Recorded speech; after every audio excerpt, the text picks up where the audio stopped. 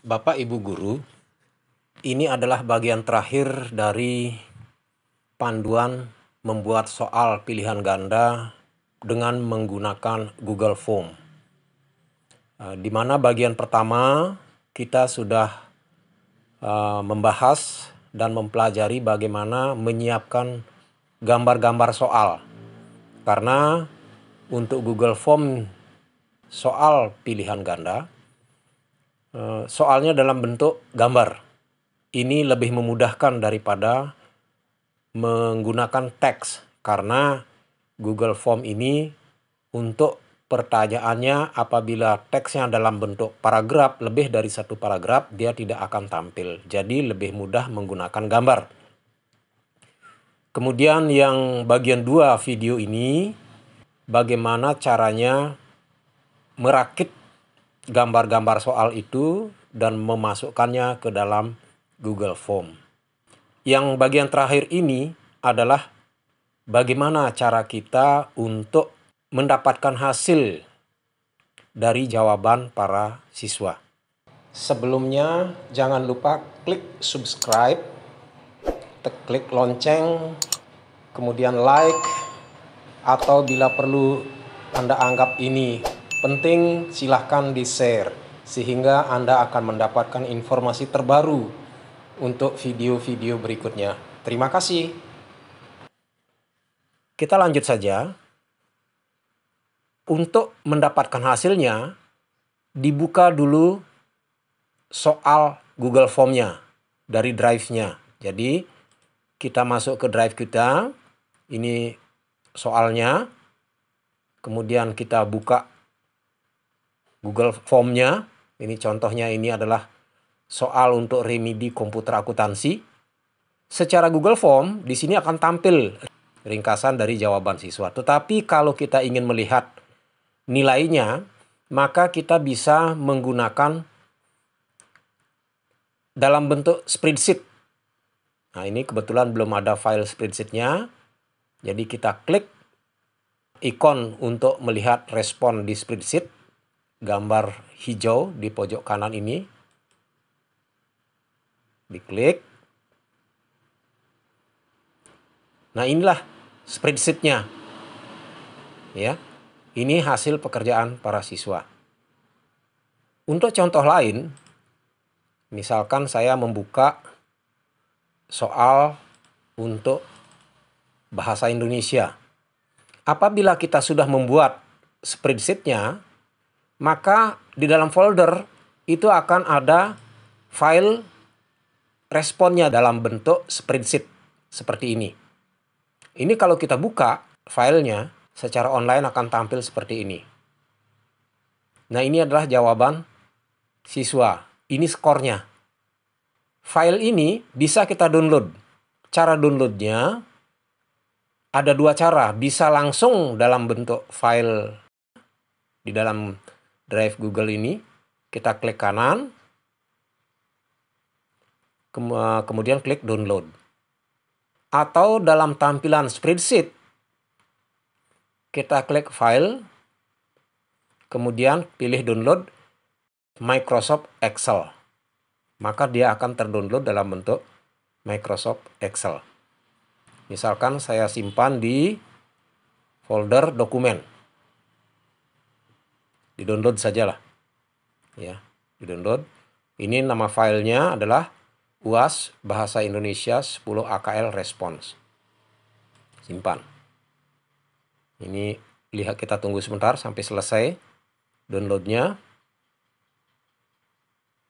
Oke, setelah selesai kita lihat downloadnya yang di sebelah sini. Klik kanan ini, buka, tampilkan dalam folder. Kita lihat, ini dia, ya, ini dia. Nah, kemudian coba kita lihat hasilnya. Dibuka Excel-nya, file Excel downloadannya tadi.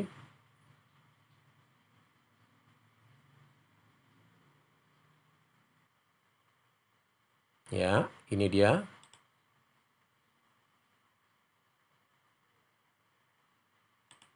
Ini adalah hasil downloadan dari pekerjaan siswa kita. Nah, skornya yang ini. Jadi anak-anak itu mendapat 73 dari 100 poin, 70, 61 dan seterusnya. Nah, nama siswa itu tidak berurutan. Jadi kalau kita menggunakan nomor induk, maka kita urutkan dulu. Ya, urutkan supaya berurutan sesuai dengan urutan nomor induknya. Atau kalau kita menggunakan nomor absen, ya, juga kita urutkan melalui nomor absennya. Cara mengurutkannya, jadi diklik di sini, dipilih dulu dari baris kedua sampai baris terakhir.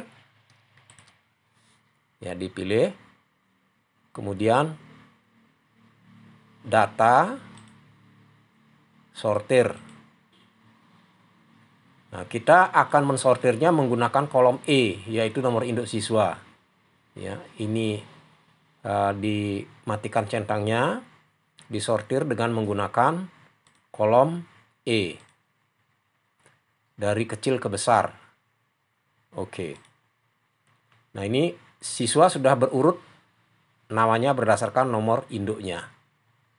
Nah, bagaimana caranya skornya ini? Di sini kan nilainya muncul 79 per 100, 67 per 100 dan sebagainya. Nah, untuk mendapatkan skornya, kita tambahkan satu kolom di sini. Ya, klik dari status kolom, klik di sini, kemudian klik kanan, insert. Maka akan muncul kolom baru. Kita bisa menulis di sini nilai.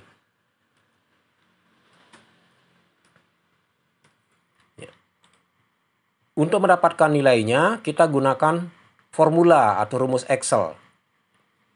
Sama dengan ya, left, kurung buka, klik skor, yaitu di C2, kemudian berikan separatornya di sini. Kalau kita sudah menggunakan fungsi Indonesia, ya, kita bisa melihat di sini fungsinya. Kalau kita lihat di pojok sini, tanggalnya ini kalau sudah menggunakan tanggal Indonesia, nah ini terlihat 15 Juni 2020. Maka kita menggunakan titik koma. Atau bisa dilihat di sini, begitu Anda bawa menggunakan klik formula, di sini muncul teks titik koma. Maka kita gunakan titik koma. Tapi kalau di sini muncul koma, teks koma begitu, maka kita juga hanya menggunakan koma saja. Ya. Kita akan membuat formula yang dibaca adalah 2 digit di sebelah kiri. Jadi ketik left, klik C2, titik koma, 2. Kemudian kurung tutup. Di enter. Nah, ini adalah nilainya. 79 dalam bentuk formula. Tinggal di copy ke bawah. Kemudian paste. Ya. Di home paste. Nah, tentu saja kalau ini kita pindahkan ke belangku nilai yang sudah disiapkan oleh pihak sekolah, ini masih dalam bentuk rumus formula. Jadi bukan dalam bentuk value angka. Untuk menjadikannya value, hasil rumus ini, hasil formula ini kita copy. Dipilih semuanya, kita copy. Langsung di tempat ini kita paste value. Di paste ini kita pilih paste value. Ya, yang ini. Kalau kita tidak ada menu ini, gunakan paste spesial. Pilih value. Di OK. Nah, kalau sudah value, ini sudah berbentuk angka. Ya, sudah berbentuk angka. Jadi demikian, tinggal kita memindahkan nilai ini ke belangko yang sudah disiapkan. Atau apabila kita menggunakan e-raport, maka kita sudah bisa memindahkan nilainya sesuai dengan daftar yang tersedia. Daftar siswa yang tersedia. Nah, baik, demikianlah bagian ketiga dari panduan ini. Mudah-mudahan bermanfaat bagi kita para Bapak Ibu guru. Terima kasih.